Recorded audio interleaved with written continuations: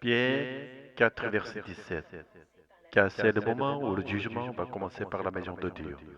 Or, s'il commence par nous, quelle sera la fin de ceux qui n'obéissent pas à l'évangile de Dieu? L'assurance du salut pour mettre en garde contre les clercs qui convoitent les bourses des fidèles en exploitant leur angoisse à l'aide du salut comme un pas, la doctrine réformée a fortement insisté sur l'assurance du salut. Ces hommes d'église qui prédisent la bonne ou la mauvaise fortune, annoncent des malheurs et proposent des remèdes contre rémunération, ne sont guère différents de faux chamans. La décadence de l'Église médiévale a atteint son apogée lorsqu'elle a justifié la vente d'indulgences sous prétexte d'un but noble, la construction de la basilique Saint-Pierre. Mais aujourd'hui encore, de nombreuses églises protestantes enseignent que de généreuses offrandes entraîneront la bénédiction des descendants et de grandes récompenses. Mentir, même en invoquant la bonne cause de la mission, demeure un péché. Et pourtant, même si une partie de cet argent serait effectivement à la mission, ne serait-il pas aussi à glorifier les leaders religieux eux-mêmes? Certes, c'est parfois à cause de notre faiblesse que ces mensonges produisent de bons fruits. Sans eux, peu d'entre nous offriraient avec joie et de leur plein gré. On pourrait alors penser que Dieu tolère ces mensonges pour ce bien. Mais un bon résultat ne saurait justifier un mauvais chemin. Ce n'est pas ainsi qu'on s'obtient le salut véritable. La véritable assurance du salut. Le salut est l'œuvre de Dieu seul. Nous n'en sommes que les bénéficiaires. Nous ne pouvons pas tout comprendre de l'œuvre de Dieu. Il reste une part de mystère qui n'appartient qu'à lui.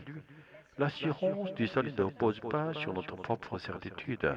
Si nous faisons de bonnes œuvres et des actes de charité pour obtenir cette assurance, cela n'a rien à voir avec le salut.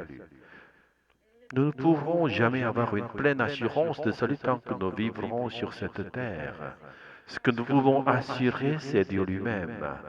Nous croyons fermement en ce Dieu qui, pour nous sauver, a donné ce qu'il avait de plus précieux, la vie de son Fils unique. Nous ne croyons ni en l'Église, ni en chef religieux, ni en les mérites de nos bonnes œuvres. Lorsque nous nous tiendrons devant le tribunal de Dieu, jamais nos propres mérites ne pourront nous faire passer ce jugement. Ce qui comptera, c'est uniquement ceci. Avons-nous remis notre âme entre les mains de Dieu? Voilà ce que le Nouveau Testament appelle la foi véritable. Et cette foi, nous ne pouvons l'avoir que si nous avons une ferme assurance en Dieu, le Dieu de notre salut.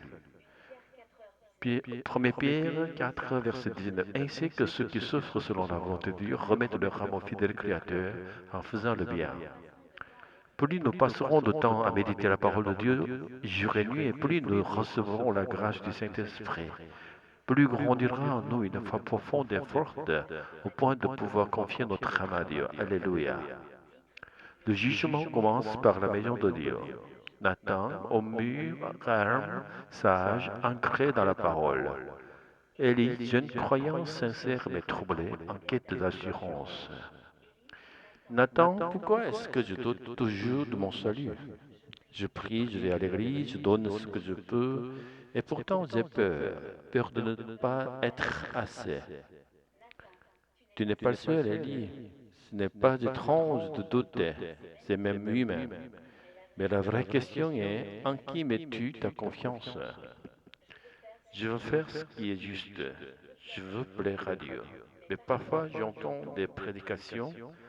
On dirait que si je ne donne pas assez, si je ne fais pas assez, alors Dieu me délaissera. Tu viens de nommer en mensonge que beaucoup enseignent, parfois même sans s'en rendre compte.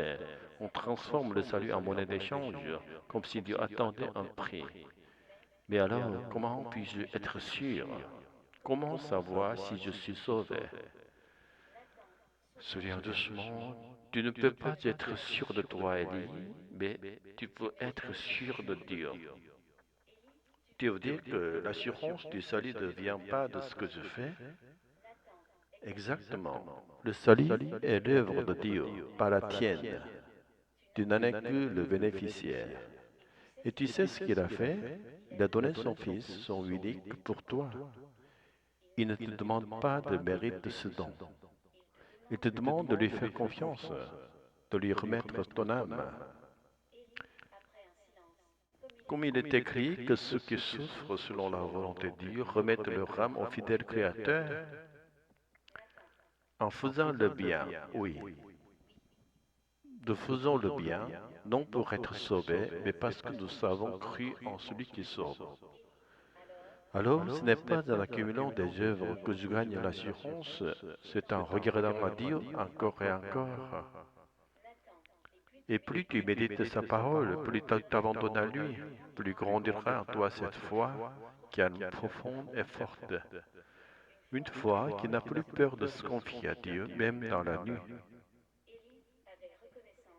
Merci Nathan. Je crois que pour la première fois, je comprends ce que veut dire l'assurance du salut. Et souviens-toi, le jugement commence par la maison de Dieu, mais ceux qui appartiennent ont déjà un avocat auprès du Père, et son nom est Jésus-Christ.